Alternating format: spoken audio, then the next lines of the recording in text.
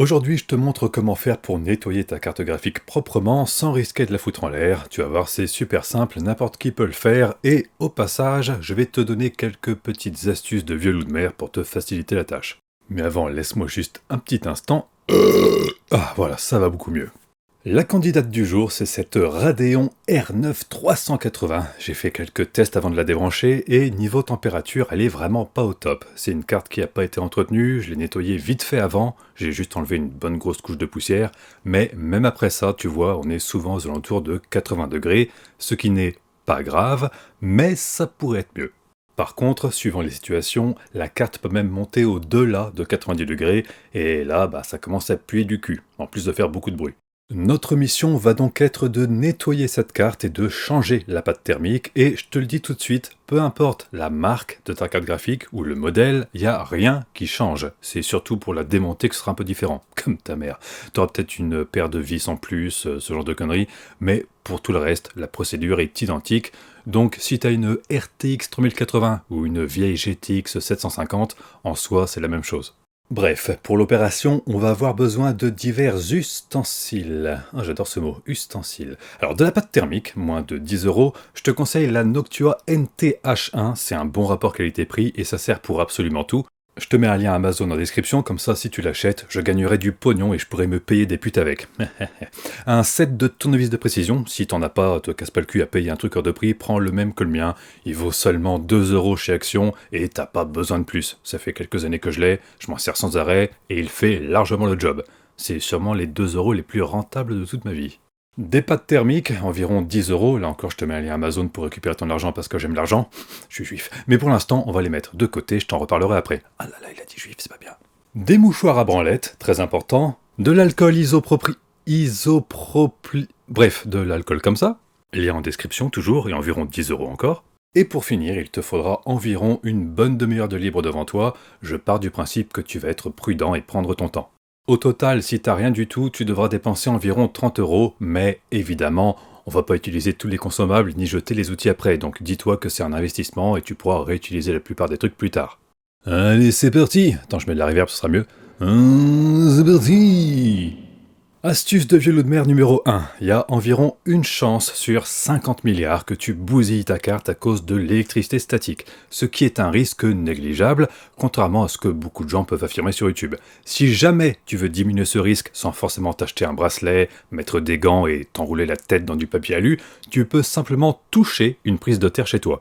Ça te déchargera de toute électricité statique, et là, les risques de bousiller ta carte seront de 1 sur 500 milliards. Et puis, en vrai, pour le temps et l'effort que ça demande, autant le faire. Maintenant, pour commencer, on va démonter la carte avec notre super tournevis à 2 €. Sur celle-ci, et probablement sur la tienne aussi, tu remarqueras que les ventilateurs sont fixés par des vis. Te casse pas le cul à démonter, on le fera après, et tu verras plein d'autres vis un peu partout. Là encore, n'y touche pas, on verra ça plus tard.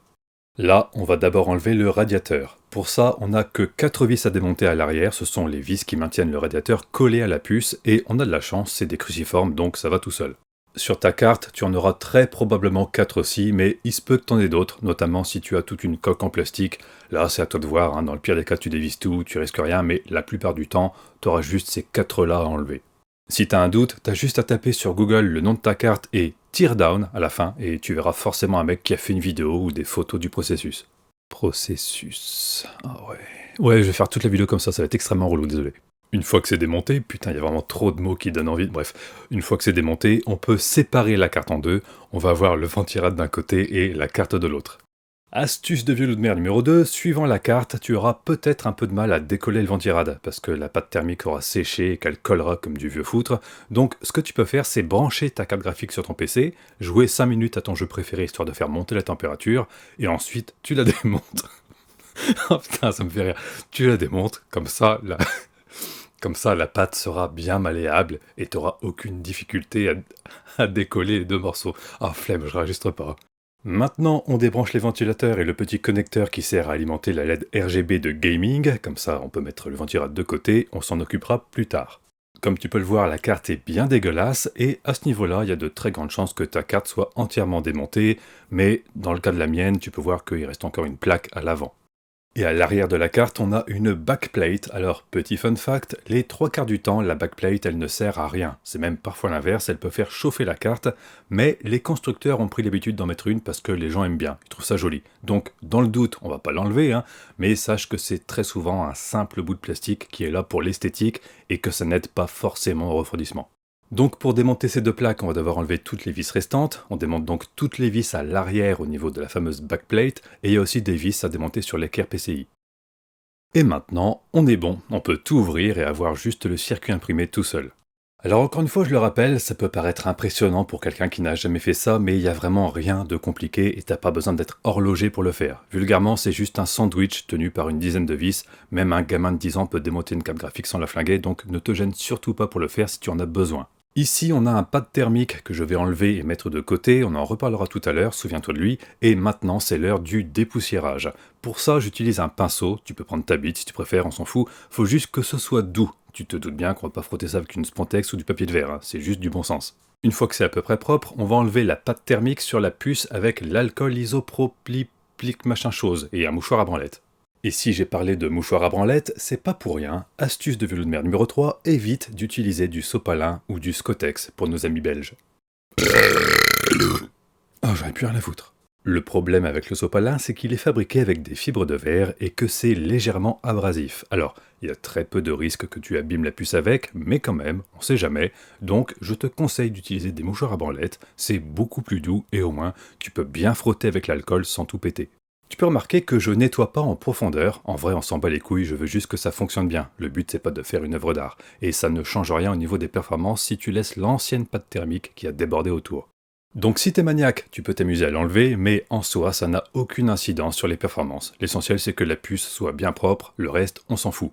Maintenant, c'est le tour des puces mémoire. Sur la plaque qui était posée au-dessus, il y avait des pâtes thermiques, donc on va en remettre des neufs, et à partir du moment où on met de la pâte thermique, ou des pâtes thermiques sur quelque chose, il faut que les 2 côtés soient bien nettoyés. Si tu mets un pâte thermique sur un composant qui a une légère couche de poussière, bah, ce sera moins efficace. Donc on nettoie l'alcool isopropylique, et t'en fais pas, tu peux en reverser partout si ça te dit, ça ne fera rien à ta carte graphique.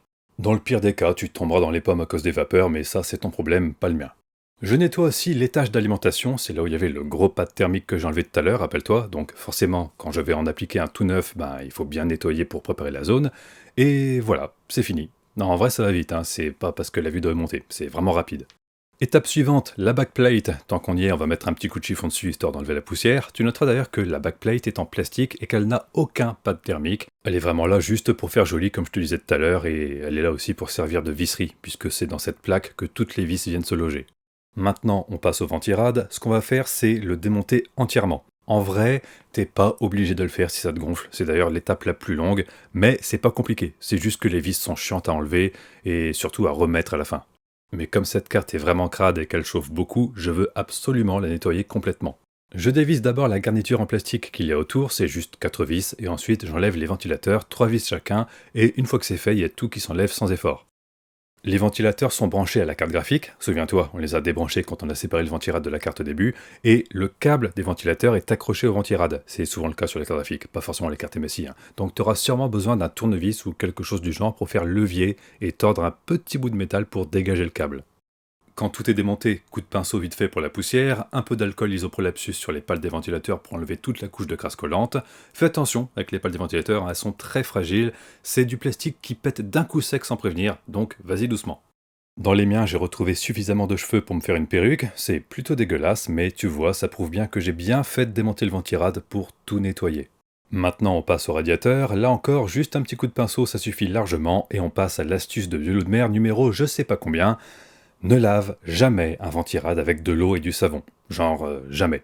Je vois plein de gens faire ça sur YouTube, sauf que le savon, si c'est pas bien rincé, après ça colle. Donc tu vas te retrouver avec un radiateur qui va ramasser des tonnes de merde, un peu comme un vieux caramel mou qui serait tombé derrière un canapé, et même si ça part d'un bon sentiment, il y a plus de chances que tu empires les choses en faisant ça. Donc frotte avec un pinceau, souffle dessus, tu peux même passer l'aspirateur dessus, ce sera bien plus efficace.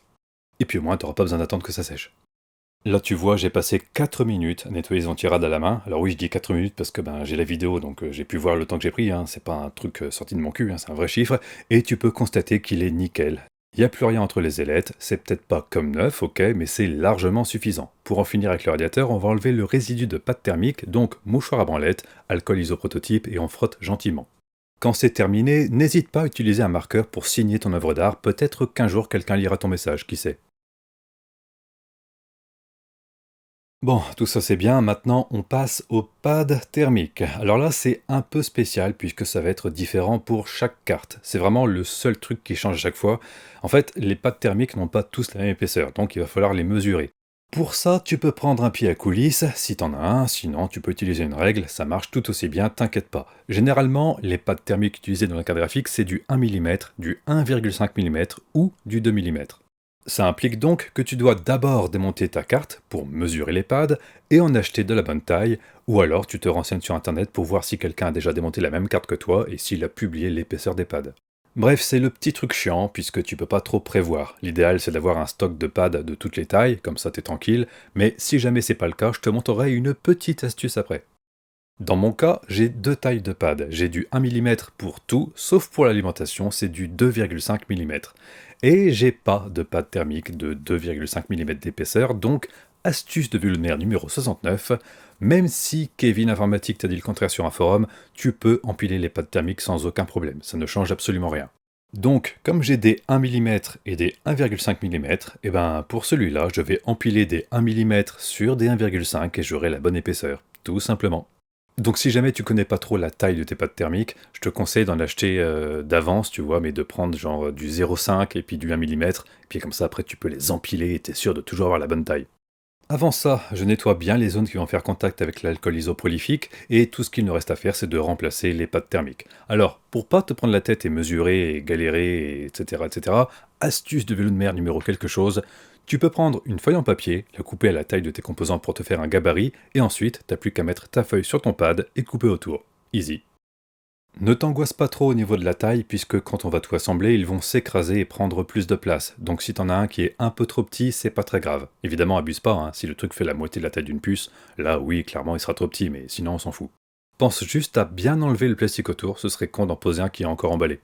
Pour les tâches d'alimentation, je fais comme j'ai dit, hein, je superpose deux couches de pâte thermique puisque j'ai pas la bonne taille et ça marche parfaitement. On arrive maintenant à l'opération la plus délicate, alors non, hein, pas pour toi, pour moi, puisque sur YouTube, apparemment, quand tu te filmes en train de mettre de la pâte thermique, tu deviens l'ennemi public numéro un à cause du fait que tu l'es mal mise. Donc je prends les devants et au passage, je te rassure, on s'en branle à 100% de la manière dont la pâte thermique est appliquée et même de la quantité. L'essentiel, c'est que toute la puce sera recouverte quand le ventirad sera placé. Vaut mieux en foutre une tonne et que ça déborde plutôt que pas assez. Mais n'hésite pas à me dire dans les commentaires à quel point je suis un incapable, c'est toujours bon pour le référencement. Allez hop, la carte est prête, on la met de côté et on va remonter le ventirad. Rien de compliqué, hein, suffit juste de faire la même opération que tout à l'heure mais en sens inverse. Tu remarqueras juste que j'ai mis un chiffon. Un chiffon, je sais pas parler. Un chiffon en dessous pour bien protéger la zone qui sera en contact avec la puce. Je t'invite à faire pareil. Faut éviter au maximum de rayer cet endroit, même si c'est un radiateur de merde et qu'on n'est pas à une imperfection près ou à une rayure près. Ça coûte pas plus cher de mettre un chiffon, donc fais-le. Comme je te disais tout à l'heure, le plus long et le plus chiant dans tout ça, c'est juste le démontage et le remontage du ventirad. Donc, je le répète, s'il est pas dégueulasse et que tu arrives à le nettoyer sans tout démonter, tu peux te soulager de cette corvée. Astuce de vélo de mer numéro 28, quand c'est remonté, mets un coup sur les ventilos pour être sûr qu'ils ne frottent pas sur quelque chose. Sinon, tu devras tout recommencer et t'auras envie de te suicider. Bon bah voilà, on a terminé, il n'y a plus qu'à refaire notre sandwich. Dans mon cas, mon sandwich est composé d'une backplate et d'une plaque en métal qui se place autour du circuit imprimé, et quand les deux sont remontés, on termine par le ventirad, et on n'oublie pas de rebrancher le connecteur pour la LED RGB, pour bien montrer qu'on est un gamer, et surtout le connecteur pour alimenter les ventilateurs. Et on positionne bien le ventirad pour que les trous soient alignés. On revisse les 4 vis. Pour visser, évidemment, c'est comme pour un processeur ou pour une roue de bagnole, tu fais un serrage en croix pour répartir la force. Il faut vraiment que le ventirad soit collé le plus possible et qu'il exerce le plus de force possible. De toute façon, tu peux pas casser la puce puisque c'est usiné de manière à ce que ça bloque à un certain point, donc hésite pas, mets des bons gros coups de tournevis, et voilà, c'est fini. Petit test pour comparer les températures. Pour exactement le même benchmark, je suis passé de 95 degrés à 66 degrés. J'ai pas réussi à monter au-dessus, même en laissant la machine tourner pendant une heure, ça aussi entre 65 et 66. Et pendant le benchmark, là où j'étais aux alentours de 80 degrés, maintenant je suis à 65. J'ai aussi gagné pas mal en performance puisque forcément quand tu frôles constamment les 100 degrés, la carte ralentit par mesure de sécurité. Donc bah voilà, une petite Radeon qui va pouvoir vivre une nouvelle vie au frais et à moindre frais. Putain, j'étais super fier de ce jeu de mots, mais en le disant, je trouve pas ça si génial, hein. Bref. J'espère que cette vidéo t'aura permis de voir un peu comment ça se passe. Oh la vache, désolé. Comment ça... Ah, je suis... C'est vrai, la pire vidéo que je suis en train de faire. Donc j'espère que ça t'aura permis de voir un peu comment ça se passe et surtout que ça t'aidera si un jour t'as besoin ou juste envie de refaire une carte graphique au propre. Honnêtement, oui, voilà. Putain, je me perturbe, j'en peux plus. Honnêtement, c'est vraiment à la portée de n'importe qui, hein. Je sais qu'il y a des gens qui ont peur de le faire, mais je te le dis, c'est vraiment super simple. Il n'y a aucun risque. Et je dis pas ça pour faire le mec super balèze qui est tellement balèze qu'il pense que tout est facile. Je suis objectif en disant ça, hein. Donc, si tu as une carte graphique qui chauffe beaucoup ou qui est vieille et qui a besoin d'être remise au propre, eh ben, tu as juste besoin de 30 balles de matériel environ, hein, à peu près 30 à 45 minutes de ton temps maximum. Et ben, il faut que tu saches utiliser des ciseaux à bourron éventuellement, hein, ou alors avec la surveillance d'un adulte, un tournevis et bah, évidemment d'avoir quelques mouchoirs à branlette propres. Parce que je ne l'ai pas précisé, et je me rends compte juste à la fin, mais les mouchoirs, faut que tu en prennes des neufs, hein. Sinon ils sont tout secs, ils croustillent. Enfin, tu vois ce que je veux dire. Allez, vite.